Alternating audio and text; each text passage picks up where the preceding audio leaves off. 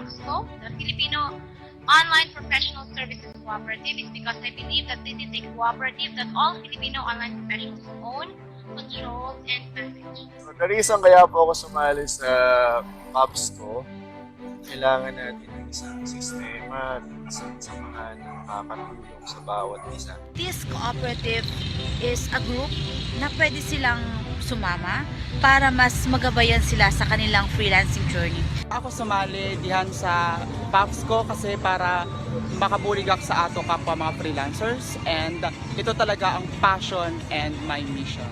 I joined FAPSCO kasi for me, lahat ng ginagawa ko sa FAPSCO is a privilege ko siya tinitignan eh.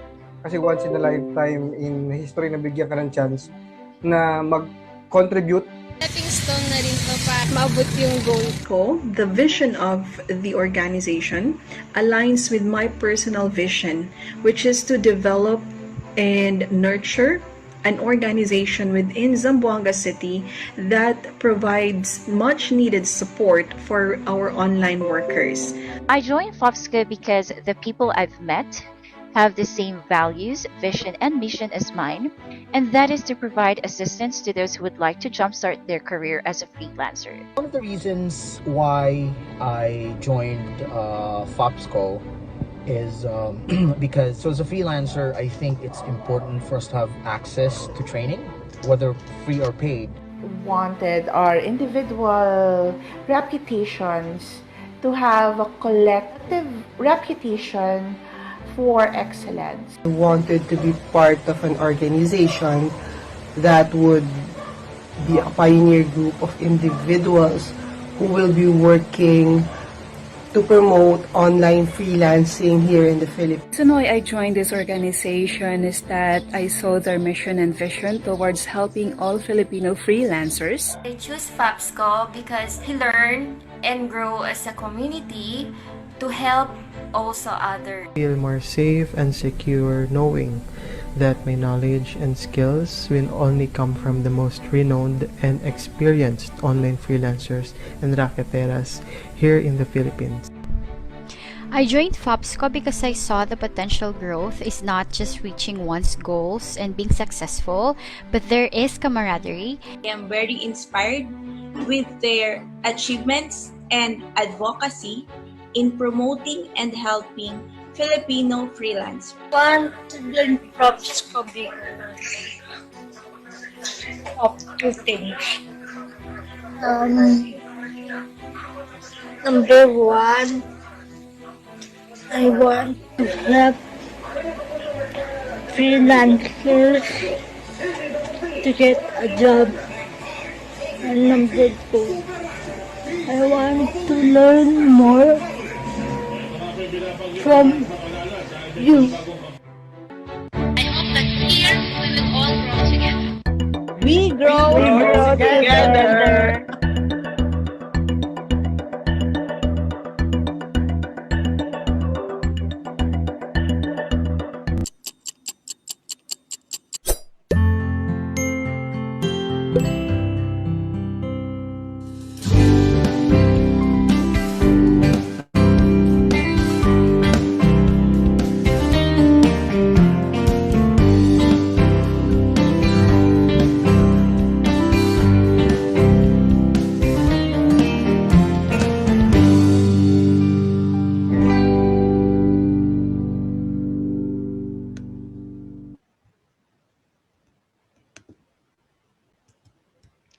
Hi everyone, welcome to FAPSTalk, friends and online professionals. This show is for you.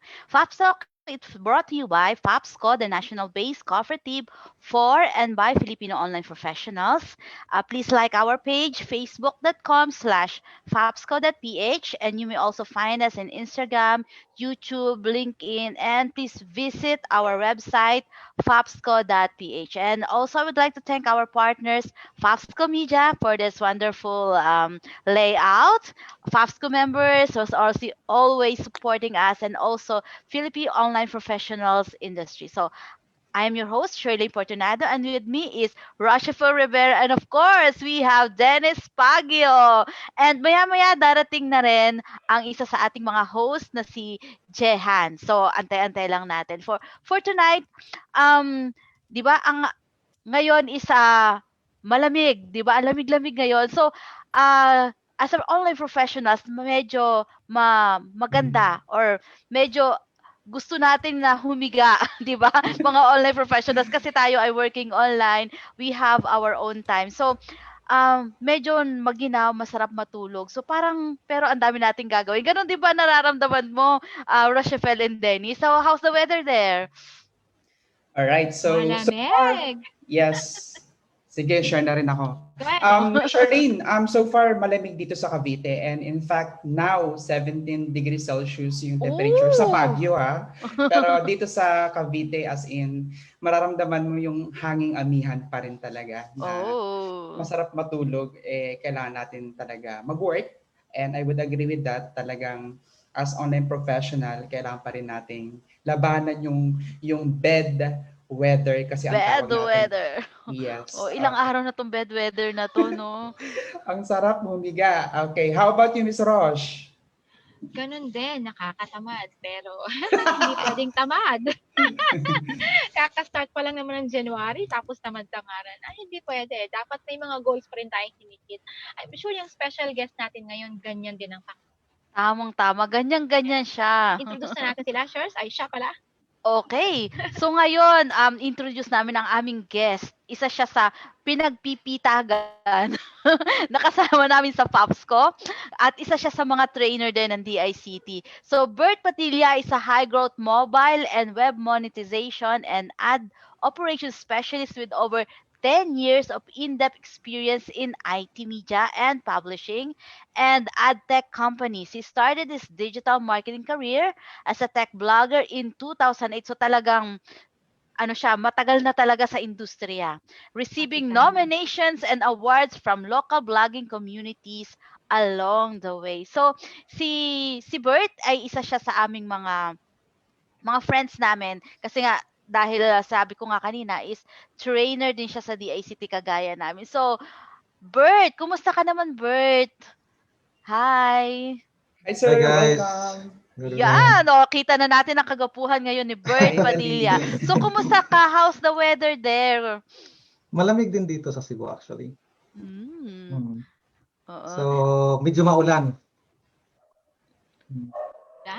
Maulang-maulan. Dito rin eh. So, can you tell us something about yourself pa? Bukod sa mga nasabi ko na para at least ma-introduce naman, malaman nila kung sino ka ba talaga. Sino si Bert Padilla at bakit sinabi ko kanina na ikaw ay kapitapitagan. Natakot ako doon. Pambira to mag-introduce, Charlene. Yes, Bago mo i-introduce sarili mo, Bert, siguro yung dagdagan mo ng something na hindi namin alam tungkol sa'yo. Yes. Tungkol sa'yo eh. Dagdagan mo pang pa-spice. Sino si Bert Padilla na hindi namin alam? Ano ba to? Rated PG? Wag naman!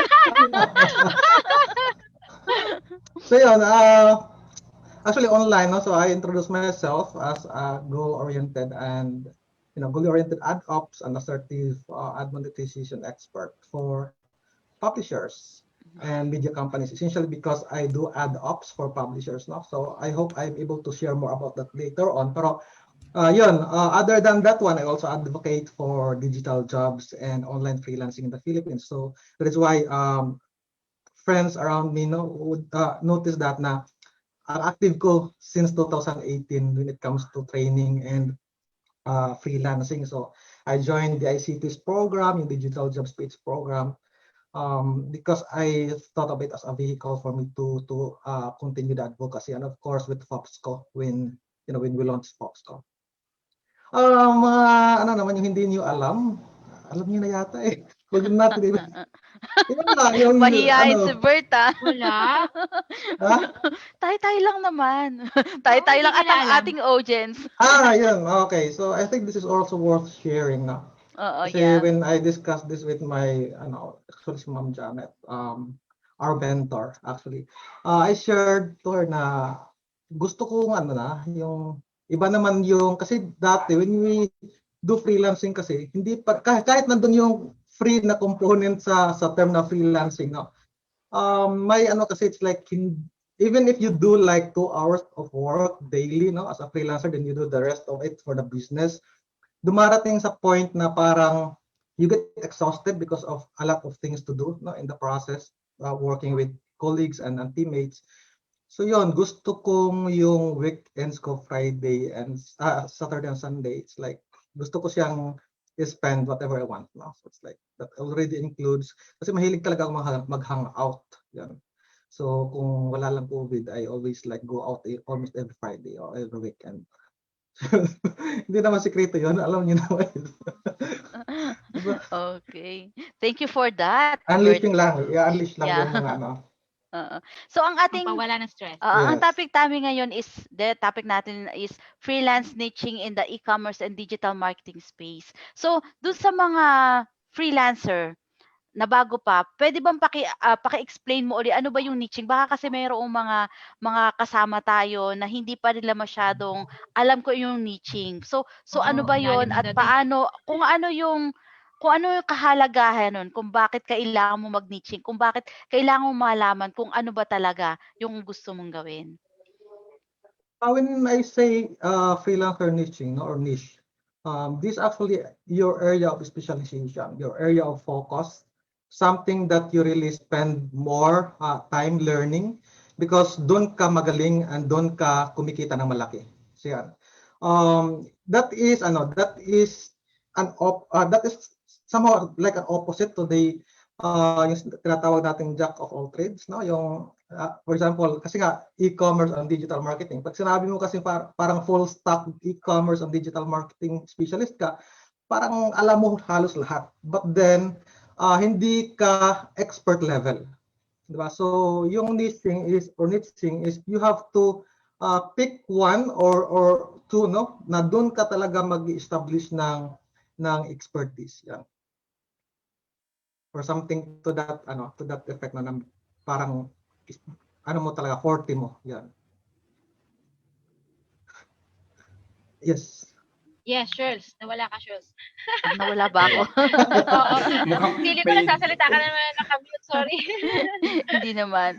So, nagwo-wonder lang ako, paano ba nalaman kasi 'di ba may mga tao na kahit yung ibang freelancer na matagal na, hindi nila alam kung paano ba nila malalaman or yung paano nila ma-determine na ito na ba talaga yung niche. Kahit kasi sa sarili ko, aaminin ko na matagal na ako pero medyo nag-struggle pa ako kasi palipat-lipat ako ng niche, hindi ko malaman. For you, sa mga nag-struggle on how ma-determine talaga yung niche, kasi may mga naguguluhan tayo mga isip, di ba? Kasi sa freelancing, ang dami-daming available for you to know, for you to get into. So, paano mo nalalaman yung niche na yon?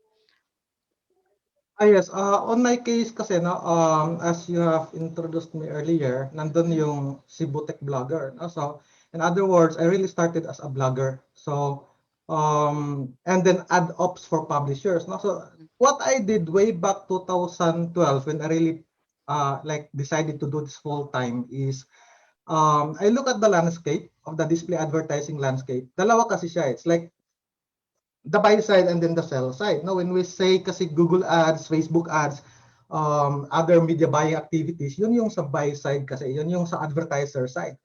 Ang napansin ko lang actually is, ba't wala sa sell side? Parang okay din to eh. Malaki din yung opportunities, malawak yung opportunities, less yung competition and all of that. So the very first step actually is I understand it, how it works and how it looks like. No? So in fact, if I can recall it correctly, I downloaded ng isang parang pamphlet, no, parang infographics, no. And then talagang okay, so dito si Google may may platform siya for the buy side, meron din siyang platform for the sell side, and then yung mga advertisers dito pala sila sa buy side, and then yung mga publishers like yung mga news or media companies dito pala sila sa sell side, no. So ganun, that's the first step. You have to explore the landscape. Kaya nga in the e-commerce and DM space, no, it's good that we are actually teaching this in the Digital Job Speeds program kung ano talaga yung e-commerce and digital marketing landscape. And when I say that, no, it starts with the introduction of e-commerce, diba? Tapos i-introduce natin yung branding development and all of that, buyer persona creation, among other things, components siya ng e-com and DM. So once nalaman na ng ano yan ng freelancer na okay, so this is how the landscape looks like, andito ako magaling. So that's why the next step actually is to identify your focus skills or your skills. Yung pag-uumpisahan mo i-develop as your core skills later on. So yun yung first step actually is to understand the landscape. And then another thing is to avoid like the temptations of working a lot of projects, different projects na hindi mo naman talaga gusto or hindi mo naman talaga forte, or sabihin na natin you just get it for the sake of getting it kasi may bayad or something like that, no? So wala, when I decided on my niche as an ad ops for publishers, when it comes to freelancing talaga, yung clients ko, mga publishers. I don't work with other clients na hindi publishers. Now, may nagtatanong, but may tech work. So, yun, bali doon kasi pumasok yung para nagiging learning ground ko na, okay, so still I need to learn about e-com and DM, then I have to work with TechWorks. But literally, hindi naman talaga ako mag-isa sa TechWorks. It's just like I have teammates there, in which case, I train them while at the same time, I'm learning the process also. Kaya para nagiging familiar din ako talaga and more experience in the e-com and DM space because of TechWorks. Pero when it comes to freelancing as my freelancing niche, even in Upwork, for example, or in LinkedIn, mga direct clients, it's really publisher. So nakafocus lang talaga ako doon. Hindi ako nag-accept ng project na hindi publisher. Okay, thank you for sharing that. Galing. Oo. Ganun pala. Ako kasi medyo ano nga ako, sinasabi ko nga kay Rosh na minsan meron akong shiny object syndrome. Yun talaga, no? Kung ano-ano ako, meron akong shiny object syndrome, kaya medyo nahihirapan ako kasi ilang beses na kasi ako nagpalit ng niche. Shiny. So yun, hindi ako kagaya ano talaga, yung kung ano yung niche talaga pinapangatawanan. So, yun. So, nandito na si Jehan. Hi, Jehan! Please say hello to our audience. Sa DICT ako. Hi, guys. Yung nagmamadali. Hi, Jehan. Hi! At sa mga audience natin, kung mayroon kayong katanungan para kay Bert, please feel free na i-chat lang sa chat box natin para masagot ni Bert ang inyong mga katanungan. So may masasabi ba? Hindi sila naiintindihan kung anong terminologies kasi feeling ko baka Medyo. natatakot sila kasi sobrang techy. Technical. Tanungin nila kung anong meaning nun. Sasagutin natin lahat. Pwede ba ako mag-Bert? Sure. Okay. Kasi na-mention mo kanina yung parang kailangan mong iwasan yung temptation na mag-take ng masyadong maraming projects kasi may bayad, ganyan. So, have you ever had that kind of temptation na parang eto, in-offer ka ditong project na to and parang you really want, yung parang nandun sa yung gusto mo na siyang tanggapin because syempre, nandun yung bayad. And also, dahil parang, did you ever go through the time na gipit ka and you're really tempted to accept a project kahit hindi siya pasok doon sa gusto mong niche? Fortunately naman on my case kasi as an ad ops for publishers, like never talaga ako nawala ng clients ever since nag-full-time ako doing this since 2012. And if there's one temptation na masasabi kong parang offset siya doon sa pagiging ad ops for publishers is when I accepted projects for the Google Ads na side. Kasi nga, if you look at it, in the spectrum kasi, when we say Google Ads, that is a platform for advertisers. So yung clients mo dyan are advertisers. Now, when we talk about publishers naman, the platform from Google for this is the Google AdSense, which is actually, this is where I'm really good at, yung sa Google AdSense and Ad Exchange, among other monetization platforms for publishers. Now, yes, may time na nag-accept ako ng project na Google Ads. It's because part rin kasi siya. It's like it's better for you to understand the buy side ng spectrum para mas maggumaling ka pa dito sa sell side, no? So guys, if you are like sa mga nakikinig, if you are interested in this, just type in Google like display advertising landscape. Makikita niyo yung sinasabi ko. Si Facebook pala nasa pala siya sa buy side and sell side. So pag sinabing buy side, may Facebook ads and other media buyer solutions. Then pagdating naman sa sell side, ito pala yung mga tinatawag na audience network for instant articles or yung solutions nila for for app developers, yung mga ganun. So mas madali nyo siyang maintindihan. And I'm just talking about paid advertising channels, no? In the e-commerce and digital marketing kasi, madami yan eh. Nandyan sabi ko kanina, nandyan yung branding, di ba? So in branding alone, you can find your own niche there. Magaling ka talaga sa branding. What else? Buyer persona creation or client avatar creation. Ang daming client naghahanap ng someone who can do the right market research for their ideal client avatar or for their client for the ideal customer avatar. So may mga nag-hire ng ganun. So if you are really good in doing this, then you can have that as your niche, no? Now, if you are good in website development or e-commerce development or WooCommerce, then you can have that as an area of specialization as well. Of course, you can dig down farther. And by the way, when you talk about finding your very nice niche, no, it involves like digging down sa mga sub-niches nun.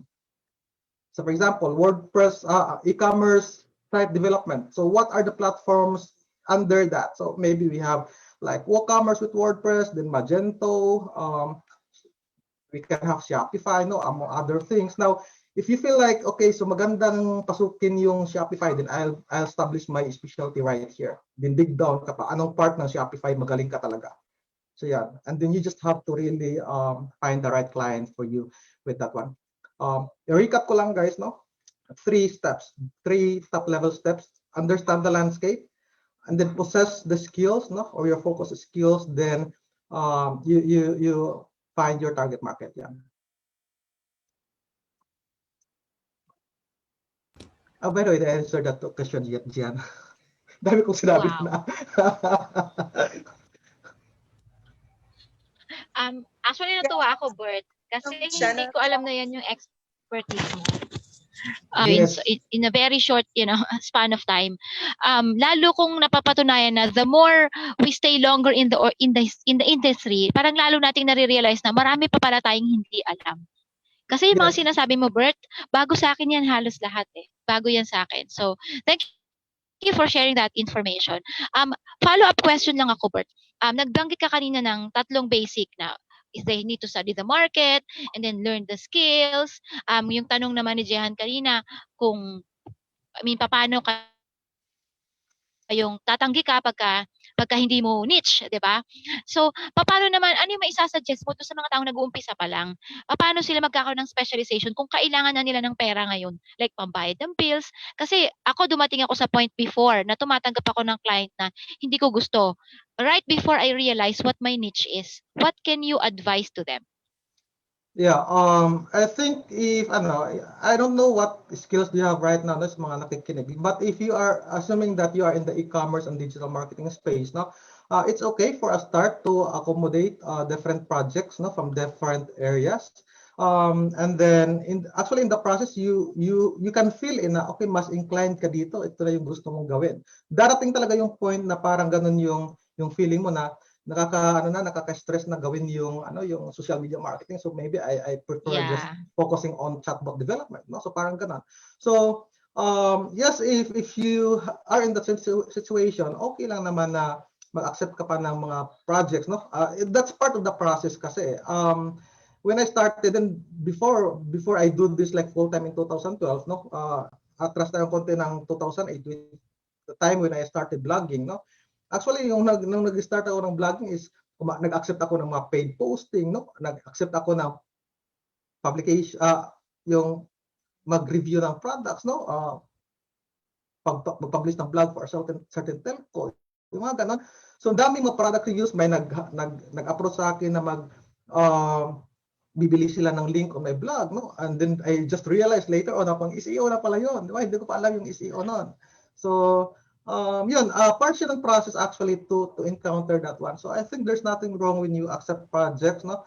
As I've said, parang part lang siya ng learning curve. Natututo ka.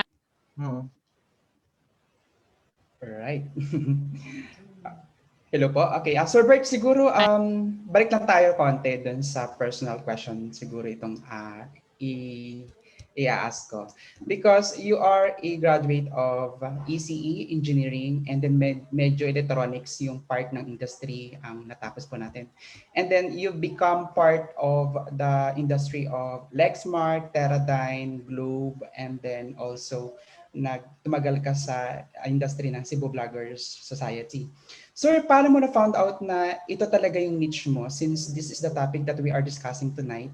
Kasi ang dami mong napuntahan ng mga na mga industry or companies, and then how did you come up with your niche ngayon as of course sa ad monetization na binabanggit po natin? Yes, right. To be honest, when I was studying pa, yung goal ko during that time, kasi dumaan pa ako ng isang technical school, yung Site Technical Institute, and tinuruan ka talaga kami ng mga technical skills there. So, yung goal ko dati is just to work for a nice company here in Cebu, sa Mechanic Zone. Yung parang isa sa mga na-aspire talaga ng mga graduates is to work with the companies like Lexmark, Teradyne, Fairchild, among other, Lear, no? So, yun yung goal ko rin dati. So, well, nag-apply naman ako, then I got the chance to work for at least 2 companies, yung Lexmark and then Teradyne. But then yung nangyari kasi way back 2008, I graduated by the way 2007. So in 2008 kasi, like fast forward 1 year after, nag-recession yun nag-recession, no? So yun yung tinatawag na the Great Recession of 2008, yung collapse ng US because of the, I don't know, I'm not really that knowledgeable how exactly it happened, pero related yun sa real estate. Now, because of that, no, parang na-threat din yung job ko, kasi nga nagli-lay off na yung mga companies, and then nagre-retrench na. Now, may napapabalita na parang part ng Teradyne magkakaroon din ng retrenchment during that time. So, what I did, kasi siyempre ayaw ko na ma-retrench doon, it's like mawawalan ako ng trabaho, I don't have income, diba? So, what I did is I just look for active na kasi ako sa Twitter during the time. Parang nakikita na ako mga make money online, yung mga ganon. So yun talaga yung parang triggering keywords ko And then from there, nag-search lang ako. Doon ko na na-encounter yung Odesk, nag-sign up ako ng Odesk, hindi ako ang tagal ko na-upload sa Odesk kasi wala naman talaga akong skills Sorry, that time. Wala naman akong skills. Yung mga skills ko doon, pag-susulda kasi manufacturing technician ako at saka naging test technician, which is more on component level na electronic analysis. So, wala akong digital skills. Yung skills ko lang talaga is yun, yung paggamit ng computer. Of course, medyo may advance ako doon kasi parang tinatawag ko yung sarili ko doon na parang power user, power internet user during that time. Ang hilig-hilig ko kasi mag-tinker. Now, yun, I tried Odesk, hindi ako makahanap ng project. Kaya siguro hindi ako nag-freelance right away, no? So, from 2008 up to 2012, nag-vlog na lang ako. And I can say na it's probably because of the blogging, no? Na nakita ko yung niche ko kasi when you say blogging kasi, publisher ka di ba? You are publishing content. And yun lang, nagbablog and encounter ko na okay pala kumita dito using Google AdSense. Then na-discover ko na yung mga ibang platforms nakatumbas ng Google AdSense. And in the process, nalilearn ko na yung mga platforms. Yun, in 2010 yata yun na when I got accepted into Elance, yung bago pa sila nag-merge, di ba? Yung Elance na platform, I created an account there. May naghahanap ng AdSense, consultant or AdSense specialist na parang gano'n. So, I tried, no? I applied. Tapos ginamit ko yung cebutechblogger.com as cebutechblogger.com as a portfolio na, hey, I can do this and I have been doing this blogging and have experience in Google AdSense, and I think I can help with your project. Then fortunately na-hire ko doon. That's my very first project sa Elance before ako nag-move to Upwork. So yun, na-connect ko na siya. So yung bottom line is nag-start siya talaga sa blogging, which is a publisher, which is publishing, no? And then nakitaan ko ng opportunity because of the ad monetization aspect of it, no? Kaya ginagawa ko siyang area of specialization. Yan. So mahaba. Yes, tama ka, mahaba yung dinaanan. Yeah, kasi yan yung gusto ko yung mga hardships and struggles along the way, and then how did you come up with this niche that you have? Yes, and another thing, by the way, is nabanggit mo kasi kanina yung Cebu Blogger Society, no? Yes. It's like an organization here in Cebu na mga bloggers, and I'm the early members of that, no? And now, talagang pinag-uusapan namin yan, yung mga AdSense dati before the other monetization strategies, di ba? Yung iba na kasi ngayon yung mga tinatawag natin mga content creators, ang dami na ng mga different models in monetizing content. But during that time kasi, just purely display ads yung kay Google AdSense and other platforms. So yeah. All right. So thank you, Sir Bert. So siguro for the information of everyone and tayo na rin dito, yung about dun sa nabanggit ni Sir Bert about yung 2008, just watch the documentary or movie, yung The Big Short film. So it was produced by Brad Pitt, and then of course yung mismong nangyari noong 2008 kung ano ba talaga. Kasi napakagandang movie yan, and I recommend that we should watch that kung ano ba nangyari noong 2008 crisis. And siguro follow-up question would be, Sir Bert, what are the struggles that you had in your journey? Yung di mo talaga makakalimutan, the most unforgettable along your journey na lang. Yes, I think when I got yung 2012, not like 3 months or 4 months passed into freelancing. Nagka-dengue ako, and then I spent 12 days in the hospital, and then siguro mga 6 days in the ICU. Akala ko yun na yun eh. So, nag-break ako for a month, more or less, after that. So, yung parang parang usapan namin doon with the family is like parang nabi-blame yung pag-freelance during the time is because I got to work na late hours na, yung mga ganun. And then parang wala na akong I don't have enough rest during that time. And then kalalabas lang ng eldest namin doon. So, August siya. Then na-hospitalize ako December. And then I think that before that, like months before that, yun yung parang biglang nag-pick yung freelancing journey ko. And parang nasilaw ako sa it's like very lucrative kasi yung, di ba? Yung feeling na parang okay, maganda pala to yung freelancing. Minsan nakakalimutan natin yung health natin, di ba?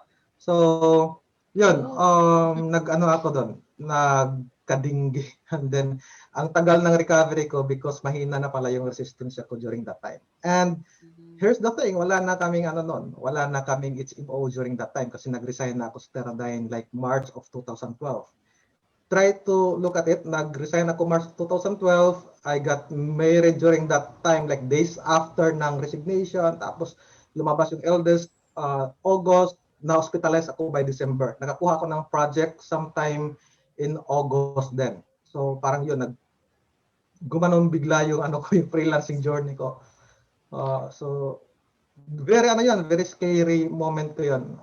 Nakikita ko pa nga sa Instagram kasi nandun pa rin yung post ko na naka-dextrose ako din yung airpot ko nandun. So it's like ayoko nang gumising nun guys sa ICU. Kasi sinasabi ng yung nagbabantay na, you know what sir, yung yung katabi mo, wala na, tinabunan na. Nabuna na.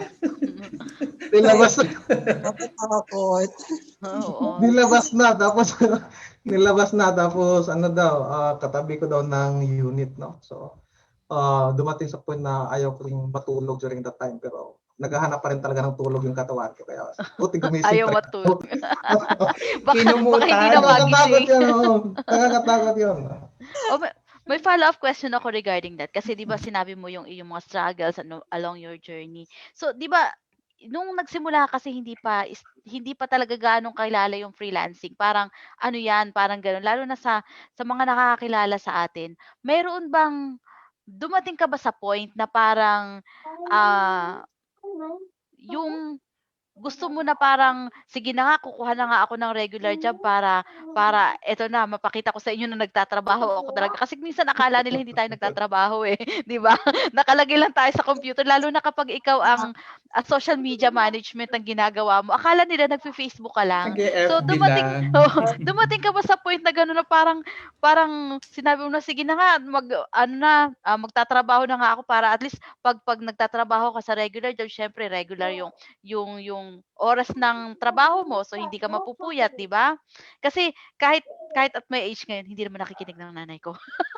Inaano pa rin niya ako sa oras ng trabaho kasi US yung client ko, so I work ng madaling araw.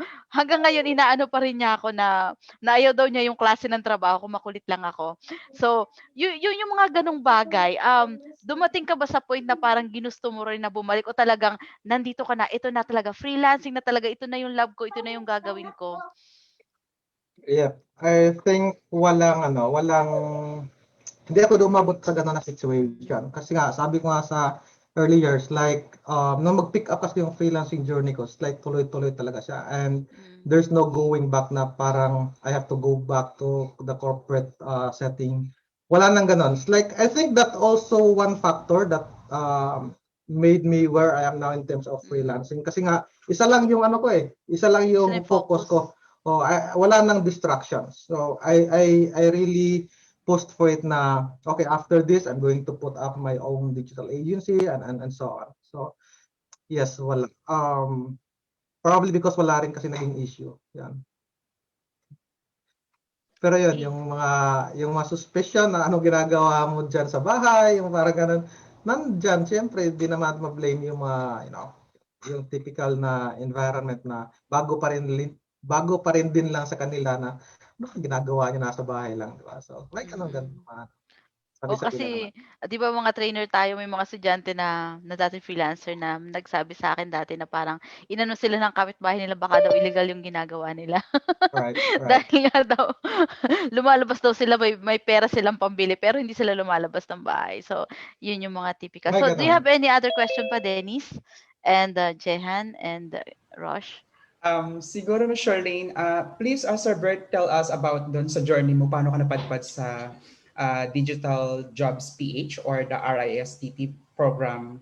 Paano ka napadpad sa mundo ng training? Oo nga, kasi hindi ka rin naman teacher, di ba? Yes. Parang ang layo. Yes. Actually, follower na talaga ako ni Ma'am Janet. No? So, it's like we first met in 2009.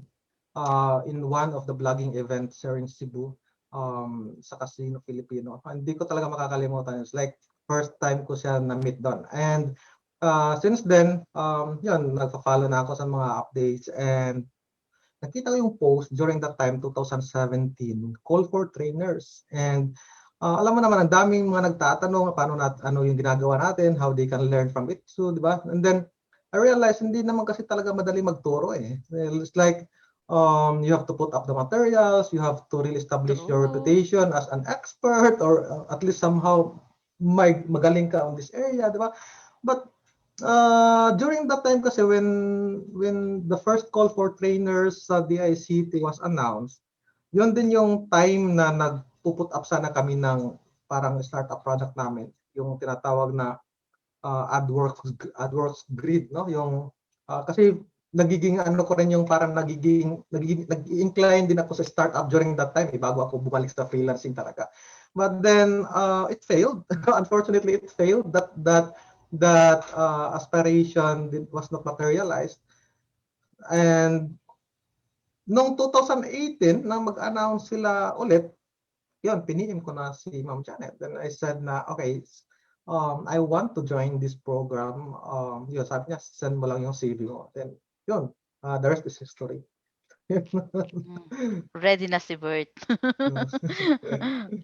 Ang galing kasi pa rin talaga yung journey ni Bert, talagang na-feel ko yung alam mo yung relate ako sa ups and downs kasi parang naranasan ko rin yung sobrang bumaba ka after nawalan ka ng HMO. Ako naman sa part ko ng anak ako, walang HMO, walang SSS, walang everything. So, parang talagang makikita mo na yun talaga yung no? Ang ano? Lamig? Ay,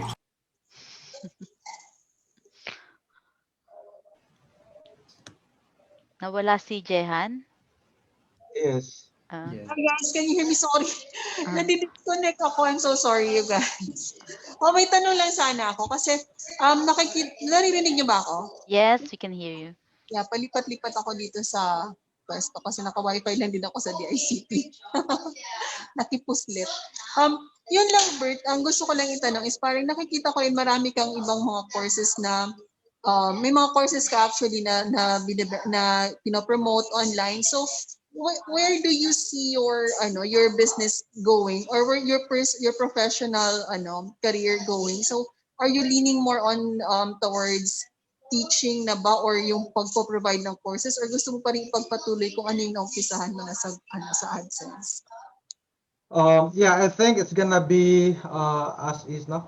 I'll be doing freelancing as an ad ops for publishers, and I will have TechWorks Digital as as a performance marketing agency focusing on e-commerce and digital marketing services.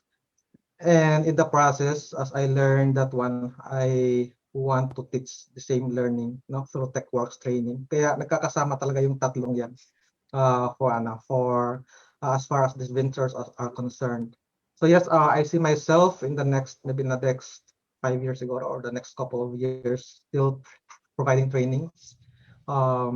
If kahit unti-unti lang yan, I mean, you don't need thousands of students, you don't need like hundreds of students per batch. Kahit kaunti-unti lang yan, at least nasi-share mo yung experience mo, and then you are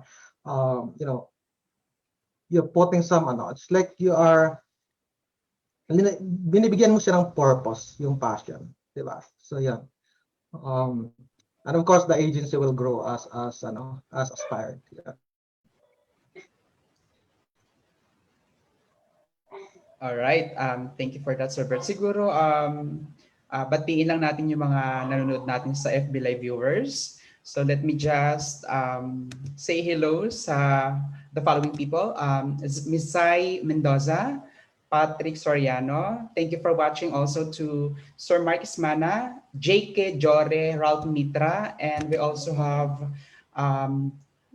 Elaine Solano, David Ferrer, Lilian Gonzalez, Mitch Delantar, Micah, Manok Zok, and also Remina and Med Nieva. So they are our FB Live viewers na talaga nakatutok pa rin sa atin. So go ahead, Ms. Charlene. Take the presentation. Hi, Med. Estudyante ko si Med. So, alright. ang question ko lang kay Bert is, di ba, sa iyong niche na yan, hindi ka lang naman mag-isa. Marami ding nag-o-offer ng mga services like what you are serving your client. So, ano sa tingin mo yung edge mo sa competitor? So, ano ang meron ka na wala sila? At ano yung maipapayo mo doon sa mga bagong freelancers sa kanilang niche na napili, kung paano sila magkakaroon ng extra point para mas makita ng kanilang magiging client yung value nila? Yeah, I think the advantage that I have is I think it's because I'm also a publisher. So it's like I really do what I preach, diba? So it's like when I talk to client, I can articulate things from their side. Kasi publisher yung client ko. It's like if I put this into other area of specialization, siguro the client will trust you as a Facebook ads expert, for example, no? If you are advertising in the platform for your own business also, or for your own products or services also, at least that component is transparent. Yan. So I think yun siguro. I'm not saying that the competition, particularly in my ad ops for publishers na service, I'm not saying na they are not publishers. Yung nangyayari kasi is these bigger publishers tend to be your client also. So yeah, just like in the media buying side, these bigger advertisers na Facebook media buyers, nagiging Facebook ads client mo rin, di ba? Kasi they are going to look for other specialists whom they can outsource the project. So yeah. So yep, just to wrap it up, siguro just just practice what you preach. Yan.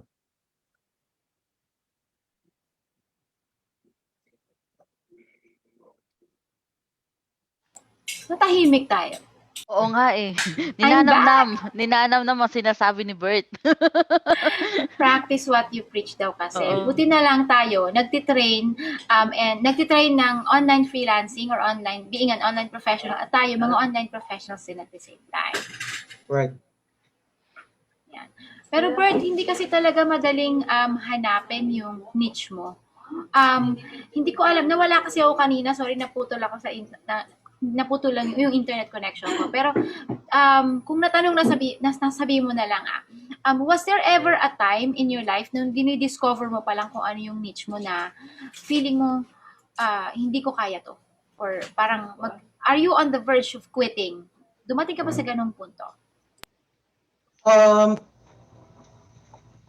Siguro dun sa jump off into other niche, no? Kasi I was tempted to do a whole or more hours in doing Google Ads, no? So it turns out na parang mas gusto ko talaga yung sa Google AdSense or Google Ad Exchange or other sell side products ni Google, no? So instead of the buy side products. Now, just to answer that question, dumating ako dun sa point na yun, pero hindi for my main niche, no? But other sub niche. Kasi nga doon kasi sa finding your niche, no, yung palagi kong tinuturo, no. It's actually it involves your interest and passion, of course, and then your skills, di ba? Yung skills, interest, passion, and skills. And then you have to understand the sub niches of this, no, and find among those sub niches, you have to find which of those has less competition, di ba? And then from there, you have to do a research if you can find, ideal clients. Kasi kailangan yun eh. It doesn't make sense for you to find sub-niches na wala namang clients. Di ba? So, you have to really make sure na may clients. And then, pwede mo siyang i-test, i-validate mo yung opportunity if yung ideal client mo is mag-a-avail ba ng service mo. If they do avail your service, then you can try more and then expand from there. Okay pala to, ito yung sub-niche na to, dito ako mag-focus. And make sure that it's really lucrative and profitable so that you can just work like 1 or 2 clients at any given time. Thank you for that, Bert. Kayo, Jehan, Jerlane, Dennis, may tanong ka?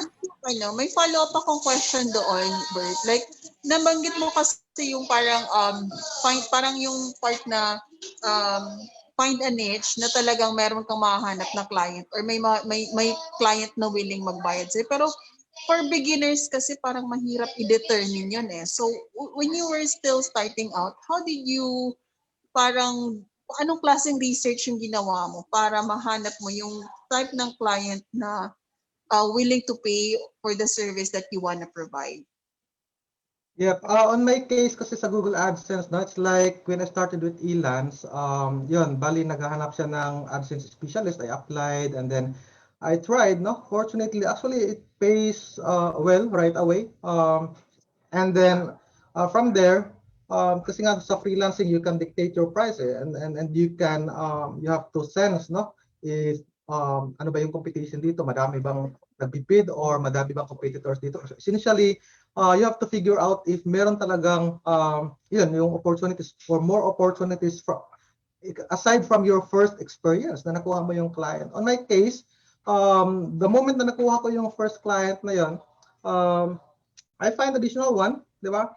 And I think hindi naman umabot sa point na tatlong client ako sa AdOps. Mahirap kasi yun i-maintain. No? So it's like I just settled with 1 or 2 clients in most cases. Na may mga consultancy in the process, no? Para nadadagdag sila na additional clients kumbaga, pero in kung titingnan mo yung parang how many hours or how much efforts I exerted for these additional clients, hindi naman ganoon kadami kasi yung consultancy kasi ilang hours lang yan in most cases. So basically talagang send ng proposal no? Send ng application until you find the right person. Parang maligaw ka na maligaw hanggang sa may umoo. Yes, and by the way, when we talk about finding your clients, no, Actually, in-emphasize ko talaga rin to sa, sa 7 steps freelancing na ginawa ko. It's like, when you find your clients, you really have to look where they hang out, no? Where do you usually find them? Hanapin mo talaga sila. If your clients are in Facebook, then join the Facebook groups, no? Yung mga ganun. If they're in LinkedIn, then find them there. If they are in search, or if your target clients are going to search for this type of services, then you build your website and optimize it for SEO, parang ganun. So you really have to find them, no? Kung nasaan sila. Yeah. Of course, iba naman yung kwentuhan dun sa inbound na methodology. Pero in freelancing kasi, in most cases, tayo yung mag-build ng presence. Yan. Not necessarily na tayo yung lalapit in most cases, no, but just to build your presence where they hang out.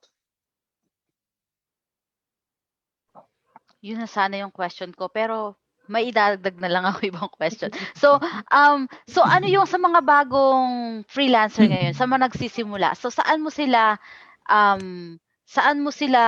maipapayo na magsimula silang kumuha ng kliyente nila? Sa social media ba o sa mga job bidding site?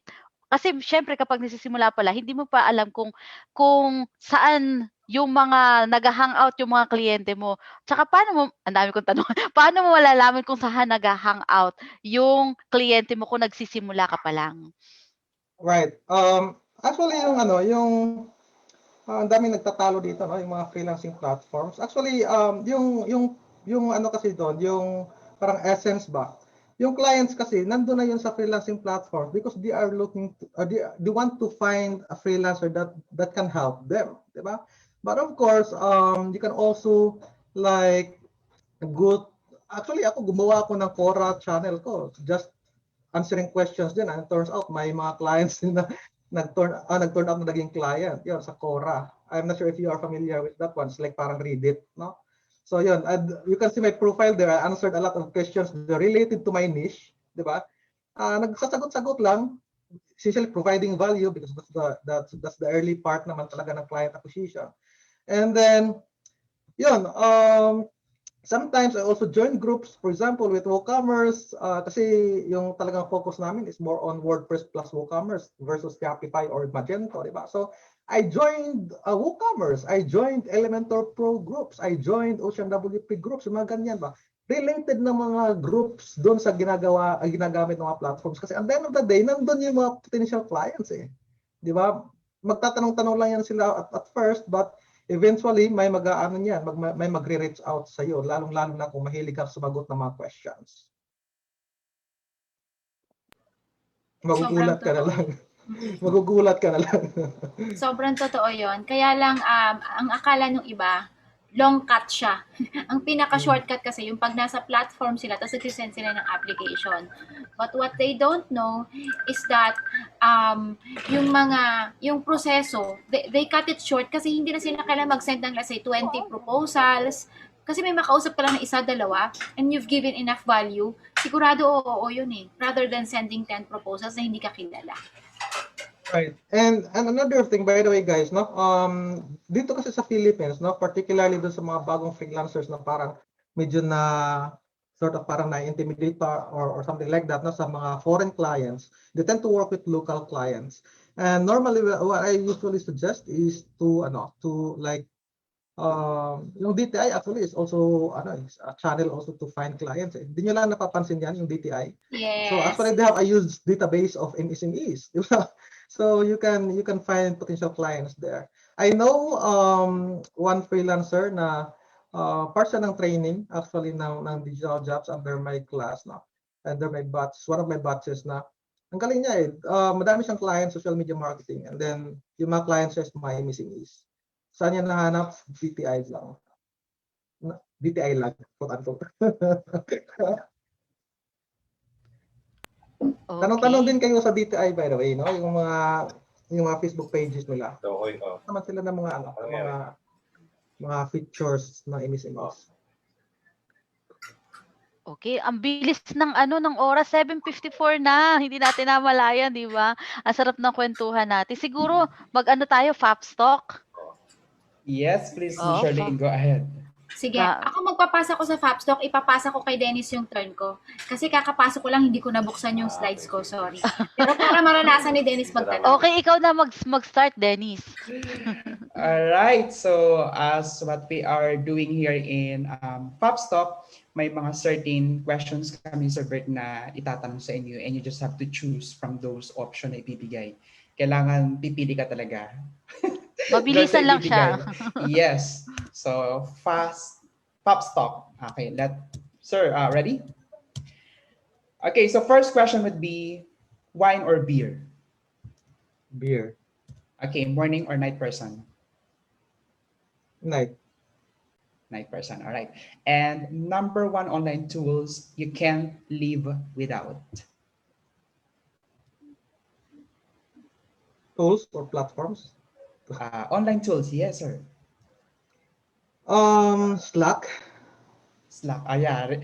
I remember na-recommend to ni Sir Bert sa atin yung Slack. Dito ko Slack. rin to Maganda na, talaga siya. Maganda talaga yung Slack sa communication.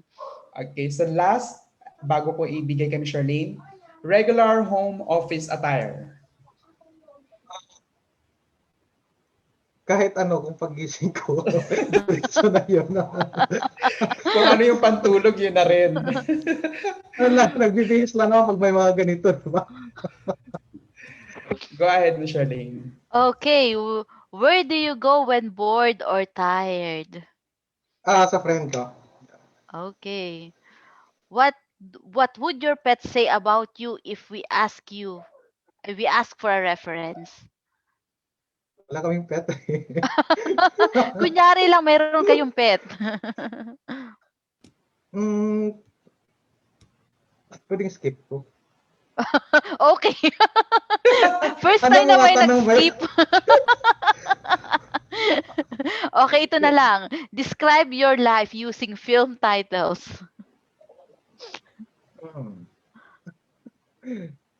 Paano ba? Nag-isip si Bert. 24. Okay. Wow, So, nawala si Jehan. Sasabihin ko sana, Jehan, your turn. Okay, ikaw na uli, Dennis, dahil ikaw ay ngayon lamang nakapag-fast talk. Alright, sige. If your life is a book, what's the title?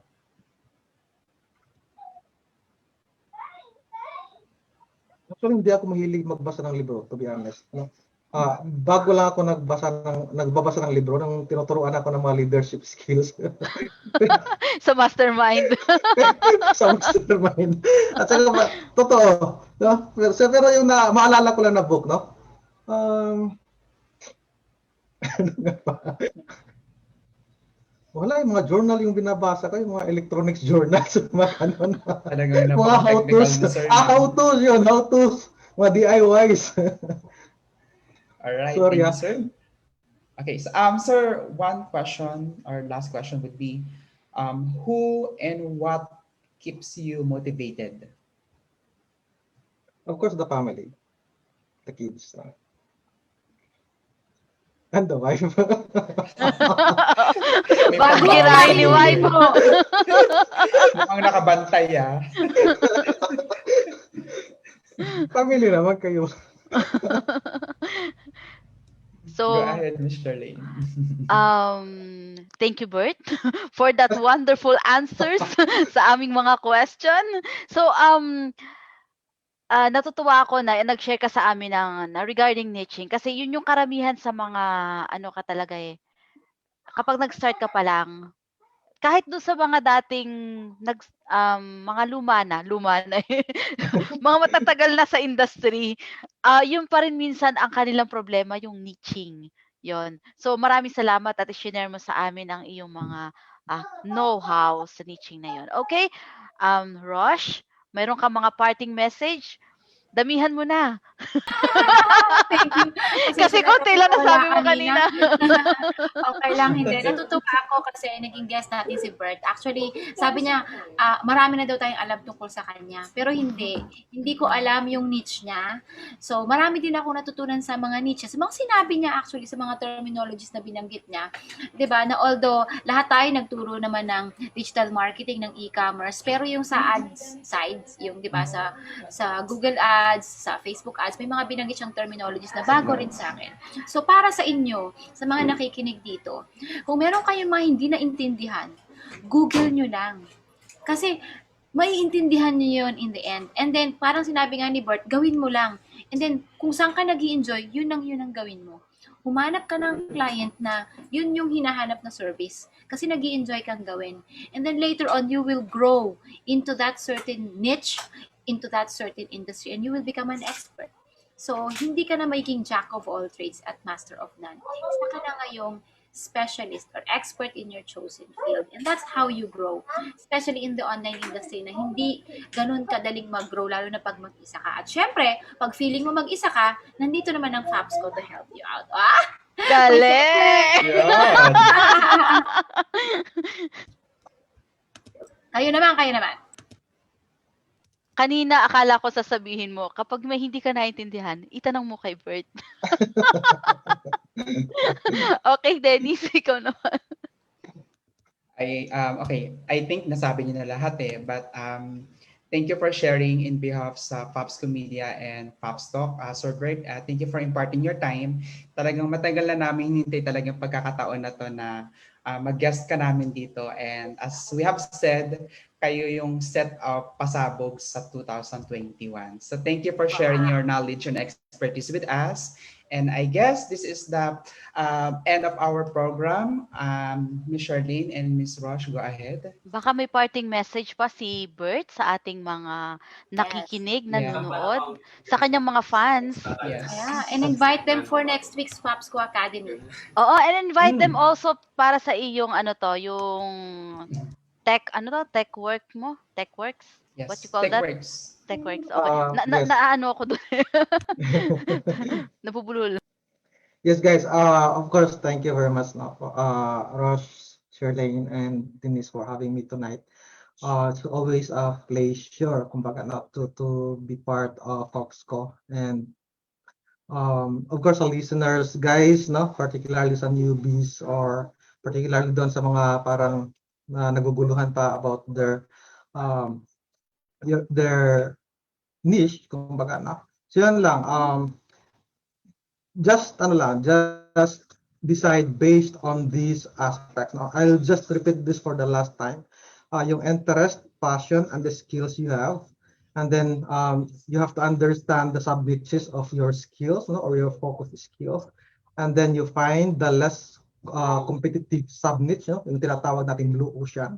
And by the way, talking about that, you can find a book even in Amazon, or you can read about it in Google. It's called the Blue Ocean Strategies. It's about finding your sub-niches na less competition, high lucrative. And then you have to define your target market or target client. You find and validate those clients, and of course, just take it from there. Sometimes it will come to a point na mag-change kayo ng niche, because parang hindi naman talaga siya. Parang you will realize later on na parang hindi yata ito yung niche ko. I have to find something else. Okay lang yan, it's part of the process. Yeah. Yes, by the way, I'm not sure kung may mga bago pa talaga sa freelancing, sa online freelancing. Just follow updates from Foxco. Of course, by the way, next week kasi may another talk sa Foxco Academy. It's more parang tutorial setup. So watch out for that one. Thank you, guys. Yan. Shells, ikaw? Wala na. Si Dennis na. Go, Dennis. Okay na tayo? So, thank you po ulit sa mga nanood at nakasubaybay sa atin sa FB Live viewers. So with that,